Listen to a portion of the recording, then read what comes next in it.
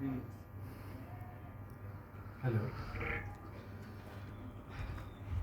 नमस्कार एवं सुप्रभात यहाँ पर उपस्थित सभी माननीय न्यायाधीशों को, हमारे न्यायाधीशों को, और यहाँ पर उपस्थित सभी मेरे मित्रों को।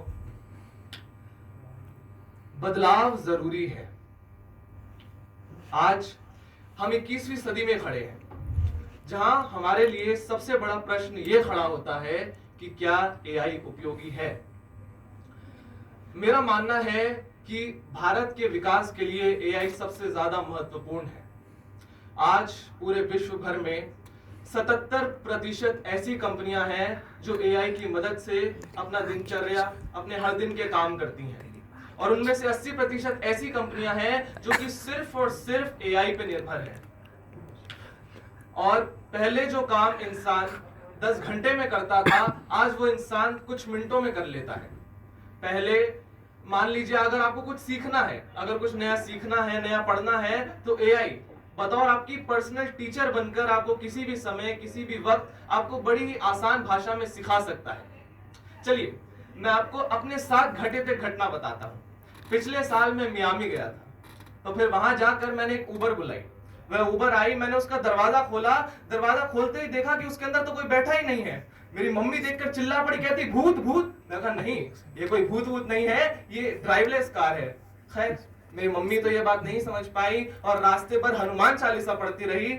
मगर उस दिन मैं बहुत अचंभित हुआ कि टेक्नोलॉजी कितनी आगे बढ़ गई है।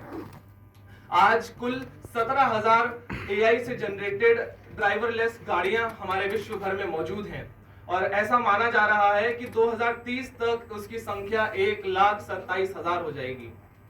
उस दिन मैं सोच रहा था कि अगर ये गाड़ियां हमारे भारत देश में आ गई तो कितना अच्छा होगा। खासकर हमारी जो बहनें रात को यहां से उधर सफर करती हैं, जो जैसे ही उबर में बैठती हैं तो सबसे पहले अपने घर वालों को फोन करती हैं, कहती हैं कि मैं यहां पहुंच गई, फिर अपनी लोकेशन भेजती हैं, और उनके मन में एक भय होता है पूरे सफर के दौरान।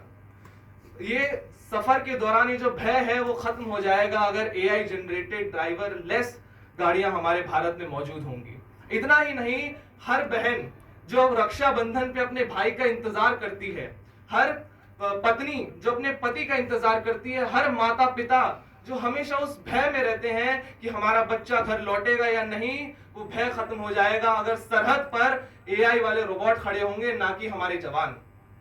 इतना ही नहीं, अंतरिक्ष में या फिर गहरे समंदर में या फिर जमीन के अंदर जहां इंसान अपनी जान को जोखिम में डालकर जाता है, वहां बेहतर तो यही होगा कि एआई वाले रोबोट जाएं।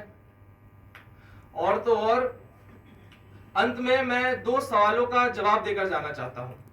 जैसे कि हमारे प्रतियोगी मित्र ने कहा कि एआई के आने से बेरोजगारी बढ़ जाएगी और रोजगार खत्म हो जाएंगे, तो मैं आपको बता दूं कि पिछले ही साल 2023 में 30,000 से ज्यादा नौकरियां उपलब्ध करवाई गई सिर्फ और सिर्फ एआई की वजह से। इतना ही नहीं, एमसी किंसली ग्लोबल इंस्टीट्यूट का दावा है कि 2030 तक 20 से लेकर 50 मिलियन नौकरियां नहीं आएंगी सिर्फ और सिर्फ एआई के क्षेत्र में और एआई की वजह से।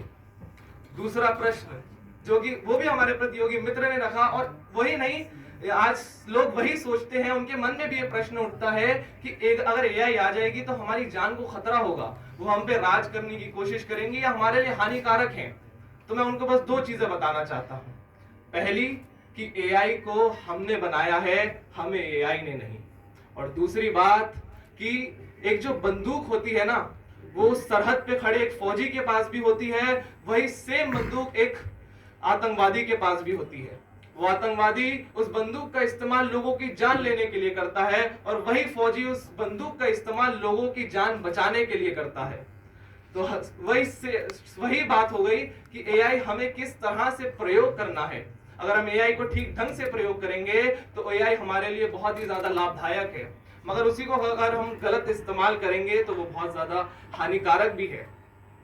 इसलिए अंत में मैं बस यही कहूंगा कि हमें अपनी सोच खुली रखनी चाहिए और हमें बदलाव की उपेक्षा करते रहने चाहिए। जैसे मैंने शुरू में भी कहा, अभी भी कहूंगा कि बदलाव जरूरी है, और जब बदलाव आएगा तो तभी सुधार होगा, और जब सुधार होगा तभी विकास आएगा। धन्यवाद। जय हिंद, वंदे मातरम।